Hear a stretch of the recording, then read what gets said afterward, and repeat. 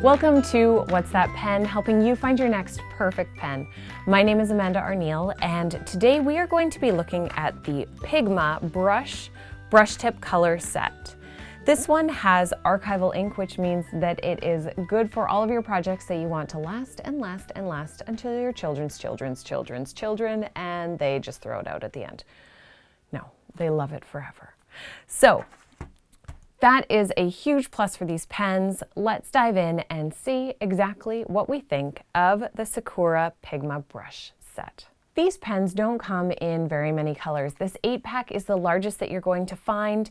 The other pack available is a 3-pack, and it does not have all the colors available. So this one has a blue, red, green, purple, brown, orange, and pink. So it is missing some of the prettier colors that other sets have, but this pen set has so many pluses.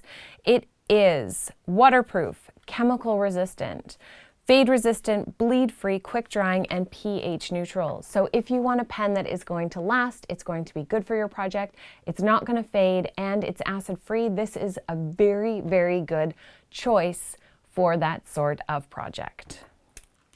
One really nice thing about this set is that they are easy to find. They're available in so many different arts and crafts stores. They're available online, and they're relatively cheap, especially for what they are, being archival, waterproof, acid-free, all of those good things. They're about $1.75 per pen. Let's open up this pack and see how much we love these pens, or not, because we're being honest here. Personally, I always love pen sets that have a reusable case, but then if I think about it, half the time they don't stay in that reusable case for the long haul. So I guess having something like this is not that bad. It's pretty messy to open, but once you're in there, you're committed to the pens. On the packaging, it says that the color shown on the top of the pen is best indicative of the color, better than the ends of the pen. So that is something you want to keep in mind. The color on the top are a little bit deeper, so these aren't quite as bright and vibrant as we might hope, but let's test them out and see what our color options and nib options here are. The Pigma brush is a brush nib, and one thing I do want to mention, because I am going to be shoving the pens back into their lids, is something that I noticed the first time I tried to shove it in, and that is that there is a slightly raised area on the inside as well. So you need to make sure that your pen is going straight back into the lid. If it's at all to the side, you're going to catch that, and it could potentially ruin the tip of your pen. Straight in. All right, let's look at our upstroke and downstroke transitions. The upstroke, the tip of the pen is actually not very rigid, so that does mean that you have to be a little bit careful with those upstrokes. The pen glides really, really easily over the paper, and it feels like there's good color coverage. For our thick and thin lines, the thick downstroke is not actually as thick as I expected when I notice the thin upstroke, because the thin upstroke is a little bit sloppier. There's not quite as much pressure on that end of the nib, so it's easy to get a thick upstroke accidentally. Typically, if there's a thicker upstroke, then there's also a thicker downstroke, so there's not quite as much difference between the two sizes, but there is enough to make for some beautiful brush lettering. Let's take a look at our Nib Rebound. So going up and down, over and over, without twisting the pen, gives us a flex nib, and it is flexing right from the very base of the pen. It looks like the way that this pen works is mostly from the bend being at the base versus it curving all the way down the tip. So you will end up with a pressed pen to the side as you use it, which means that you need to be turning your pen quite a bit in order to make sure that it doesn't end up bent to one side. Otherwise, as you write, your writing will get thicker as you move down your line or down your word. I would say that the Nib Rebound is satisfactory, not great, and something you would need to watch out for as you're using it. For our writing size, this is a medium to a large pen. I would say that I'm putting it in that range just because your upstrokes are so much thicker. So you're going to need to have lots of space inside your letter to ensure that you have your nice downstrokes, but also that you have enough space for those upstrokes to still be clean and not look like they are getting squished in and amongst the other strokes that you're doing. For juiciness, let's color in our cup and then smudge, and there is no smear, and that was done directly right after I had colored it in. Maybe there's the tiniest hint here, but that means that these pens are probably a good option for you if you are a lefty, because then as you move across the page, you're not going to get a lot of smearing. And that is something that they also say on their packaging, that it is fast drying, and that's something for lefties that you usually want to look out for. Thinking back though to how the pen wrote here and how it felt, I wouldn't say that it's a dry pen. I would say that it's a fast drying, but a pen with regular juiciness where you still feel like there's good color getting put onto the page. All right, ease of transition. I'm a little bit nervous about this one. Let's go back to our red.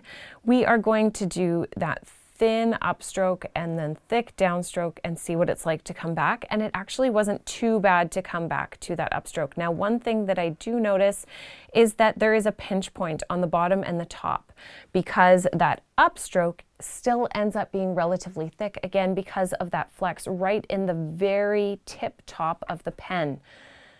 So the fact that you can feel no pressure and your pen is already this wide means that your upstrokes are always going to be at least that size. If you don't feel any sort of response from your pen as you're writing, it's really hard to control those upstrokes. So your upstrokes will be at least this thick, which means that often that transition point will look like your thinnest point. That's something that you're going to want to watch out for as you're using this pen. One thing I want to comment on is that some of the colors are absolutely gorgeous. This orange is really nice, matching both the bottom and the top of the pen. The red is also relatively bright. It's a little bit more on the orange side than the red side. The green is really nice. The blue is really nice. As we get to the purple and the pink, they are not quite what I expected. The pink is significantly darker than the pink that's shown on both the bottom and the top. Maybe not too much darker than the top, but it always gets confusing when it's showing a different color on the bottom. And then the purple is also very, very dark. I don't necessarily feel like the purple fits with the colors of these other pens, but I mean, for $1.75, the fact that the other ones are nice colors, maybe you'd put up with the purple. It could be your practice pen. Now, one thing I do want to mention is that while the lines here and here seemed pretty saturated with color, I found that when I was writing out the word for the name of the pen, you do end up with areas where it is a little bit streaky, and these are a brand new set of pens. And it's not only just that, they've been stored correctly, and also they're new from the store. So the fact that there are already some streaks happening makes me a touch nervous about them. And one other thing to notice is that those pinch points do become quite visible, especially if you are scaling up your lettering, which you need to because of the size of the upstrokes. So while this pen is really good if you are looking for something that's archival quality and something that is waterproof, fade resistant, all of those good things, I probably wouldn't say that these would be my go-to pen for creating lettering pieces. They're a good one if you want to have something that lasts forever, but you will have to write on a larger scale, you will have some pinch points that show up, and it's possible you'll have to go over your lines again to ensure that you don't have any streaky areas. Because of that, I would say on a scale of yay, okay, nay, or stay away, I would put these at an okay to a nay, because I don't want to have to rewrite things twice. It's nice that it's archival quality, but they probably just wouldn't be the first pen that I would go to.